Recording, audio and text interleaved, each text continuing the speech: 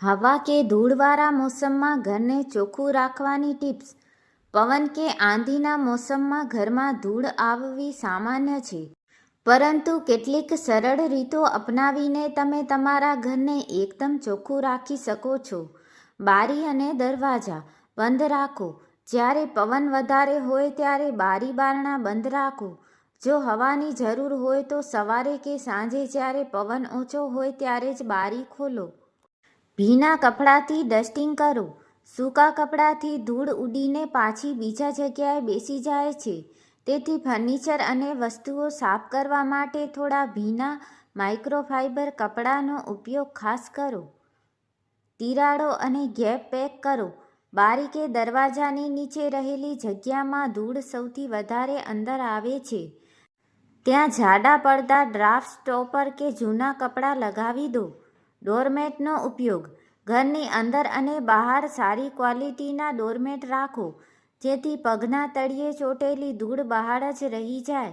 ચપ્પલ ઘરની બહાર જ ઉતારવાની આદત પાડો. સાવરણીની જગ્યાએ પોતાનો ઉપયોગ.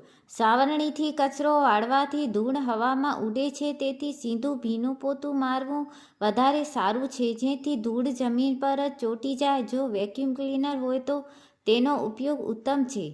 પંખા અને એસીના ફિલ્ટર સાફ રાખો. પંખાની બ્લેડ અને એસીના ફિલ્ટર પર જમા થયેલી ધૂળ ચાલુ થતાં જ આખા ઘરમાં ફેલાય છે, તેથી તેને નિયમિત સાફ કરો. વસ્તુઓને ઢાંકીને રાખો. જે વસ્તુઓનો રોજિંદા ઉપયોગ ન થતો હોય તેને કપડાથી કે કવરથી ઢાંકીને રાખો, જેથી તે વારંવાર સાફ ન કરવી પડે. આ નાની નાની બાબતોનું ધ્યાન રાખવાથી તમારો સાફ સફાઈનો સમય પણ બચશે અને પવનવાળા મોસમમાં પણ તમારું ઘર હંમેશા સ્વચ્છ રહેશે. ધૂળ અને પવનના મોસમમાં ઘરને સ્વચ્છ રાખવા માટેની વધુ ટિપ્સ. ઉપરથી નીચેની તરફ સફાઈ કરો. હંમેશા ઘરની સફાઈ છત, જાળા, પંખા અને બારીઓથી શરૂ કરો અને છેલ્લે જમીન સાફ કરો. આનાથી ઉપરથી નીચે પડેલી ધૂળ છેલ્લે ફ્લોર પર એકસાથે સાફ થઈ જશે. પડદા અને ચાદર વારંવાર ધોવા. ઘરના પડદા, સોફાના કવર અને બેડશીટ ધૂળને ખૂબ ઝડપથી ખેંચે છે. આવા મોસમમાં તેને અઠવાડિયામાં એકવાર નિયમિત ધોતા રહેવું જોઈએ અથવા વેક્યુમથી સાફ કરવા જોઈએ. વધારાનો સામાન ખુલ્લો ન રાખવો. ઘરમાં ટેબલ કે છાજવી પર જેટલી ઓછી વસ્તુઓ ખુલ્લી હશે તેટલી જ ડસ્ટિંગમાં સરળતા રહેશે. નાના શોપીસ અને પુસ્તકોને બંધ કબાટ કે ડ્રોઅરમાં મૂકવાનો આગ્રહ રાખો. જૂના ન્યૂઝપેપરનો ઉપયોગ. કબાટ કે છાજલીઓની ઉપરની સપાટી જ્યારે રોજે રોજ સફાઈ કરવી મુશ્કેલ હોય ત્યારે જૂના છાપા પાથરી દો. સફાઈ કરતી વખતે માત્ર છાપા બદલવા પડશે અને સપાટી ચોખ્ખી રહેશે. ઇન્ડોર પ્લાન્ટ્સ લગાવો. સ્નેક પ્લાન્ટ્સ, એલોવેરા કે સ્પાઈડર પ્લાન્ટ જેવા ઇન્ડોર છોડ હવામાંથી અમુક અંશે પ્રદૂષણ અને ધૂળના કણોને ખેંચીને હવા શુદ્ધ કરવામાં મદદ કરે છે. એર પ્યુરિફાયરનો ઉપયોગ. જો તમારા વિસ્તારમાં સતત આંધી કે ધૂળ ઉડતી હોય અને ઘરમાં કોઈને શરદી કે એલર્જીની તકલીફ હોય તો સારી ગુણવત્તાવાળું એર પ્યુરિફાયર વસાવવું એક ઉત્તમ વિકલ્પ છે. કપડાં ખુલ્લામાં ન સુકાવવા. જો બહાર ખૂબ પવન ફૂંકાતો હોય તો ધોયેલા કપડાંને ધાબા કે બાલ્કનીને બદલે ઘરની અંદર પંખા નીચે સુકાવવાનો પ્રયાસ કરો, જેથી તેમાં ધૂળ ન ભરાય. બારીની જાળીઓ નિયમિત સાફ કરવી. બારીની મચ્છરદાની કે જાળી પર સૌથી વધુ ધૂળ જામે છે. જ્યારે પવન આવે ત્યારે તે બધી ધૂળ ઘરમાં પ્રવેશે છે. તેથી અઠવાડિયામાં એકવાર જાળીઓને પાણીથી કે સાબુવાળા બ્રશથી સાફ કરો. ગાદલા અને કાર્પેટને બહાર ખંખેરો.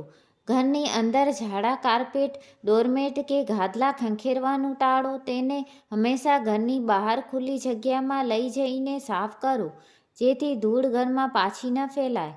ભારે પડદાની જગ્યાએ બ્લાઇન્ડ્સ. ભારે કપડાના પડદા ધૂળને સંગ્રહ કરે છે અને તેને વારંવાર ધોવા અઘરા પડે છે.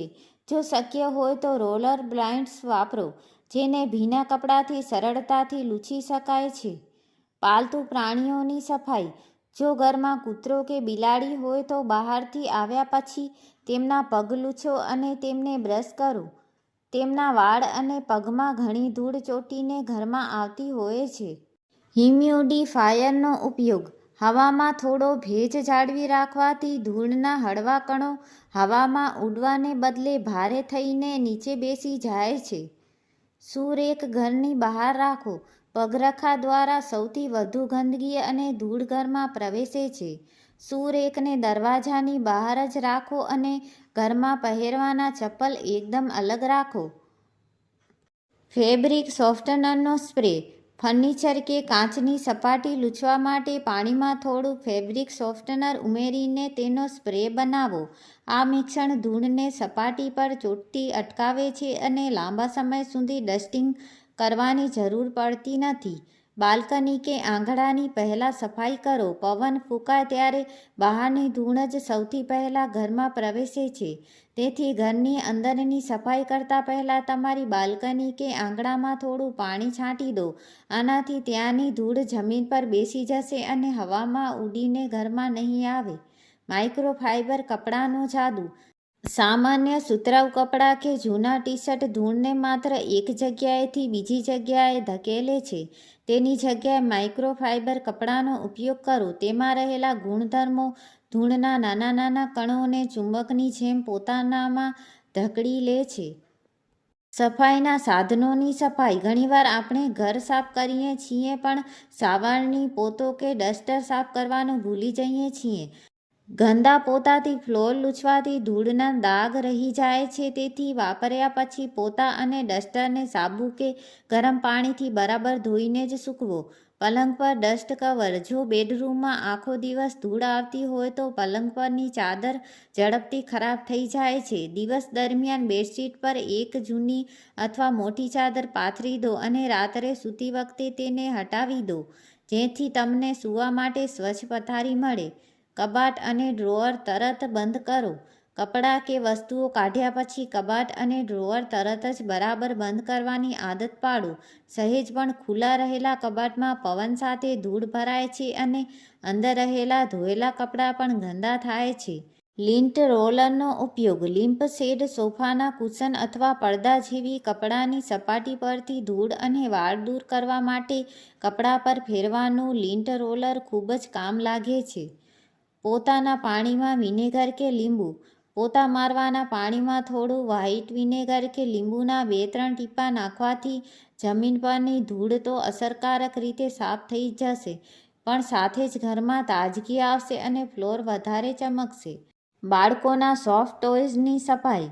બાળકોના રૂમમાં રહેલા સોફ્ટ ટોયઝ, ઢીંગલી, ટેડી બેરમાં ધૂળ ખૂબ ભરાઈ રહે છે, જેનાથી બાળકોને એલર્જી થઈ શકે છે. તેને મશીનમાં નિયમિત ધોવા જોઈએ અથવા ઉપયોગમાં ન હોય ત્યારે કબાટમાં મૂકી દેવા જોઈએ. રસોડાનો એક્ઝોસ્ટ ફેન. રસોડામાં ઉડતું તેલ અને બહારથી આવતી ધૂળ ભેગી થઈને એક્ઝોસ્ટ ફેન પર ચીકાશવાળી ગંદકી બનાવે છે. આ પંખો ગંદો હશે તો તે હવાને યોગ્ય રીતે બહાર નહીં ફેંકી શકે. તેને ગરમ પાણી અને ડિટર્જન્ટથી દર 15 દિવસે સાફ કરો.